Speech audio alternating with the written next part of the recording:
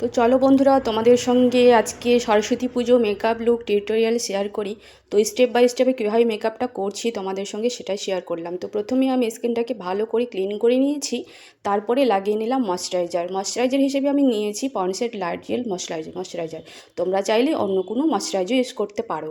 তো সুন্দরভাবে আমার লাগানো হয়ে গেছে। এবার আমি লাগিয়ে নিলাম কালার এসেন্সের প্রাইমার। তো প্রাইমার হিসেবে তোমরা অন্য কোনো প্রাইমারও ইউজ করতে পারো, এটা আমার কাছে ছিল তাই আমি এটাই ইউজ করলাম। তো প্রাইমার লাগানোর কারণ হলো আমাদের ওপেন স্কোরসগুলোকে সুন্দরভাবে মিনিমাইজ করে নেয়, আর ইনসাইডের কালার কারেক্টার দিয়ে আমি এখন সুন্দর করে কালার কারেক্টিং করে নেব।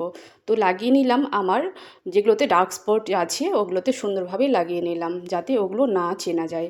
তো সুন্দরভাবে লাগানো হয়ে গেছে। এবার আমি ফাউন্ডেশন লাগিয়ে নিচ্ছি। তো ফাউন্ডেশন আমি নিয়েছি কালার এসেন্সেরই ফাউন্ডেশন, যেটা খুব সুন্দর একটা কভারেজ দেয়, যেটা হাই কভার নয়, মিডিয়াম। তো খুব সুন্দর একটা ফাউন্ডেশন তোমরা চাইলে নিতে পারো।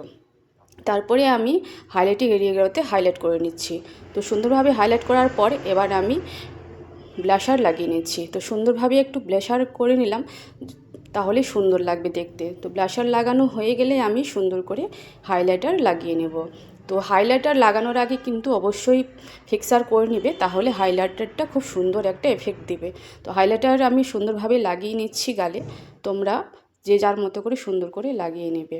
তো আমার হাইলাইটার লাগানো হয়ে গেছে বন্ধুরা মোটামুটি। তারপরে আমি এখন করে নিলাম মেকআপ ফিক্সার। তো আমার মেকআপ যদি ভালো লাগে অবশ্যই তোমরা লাইক কমেন্ট করবে, আর আমার চ্যানেলটিকে যারা এখনও সাবস্ক্রাইব করবে তারা অবশ্যই করে নেবে।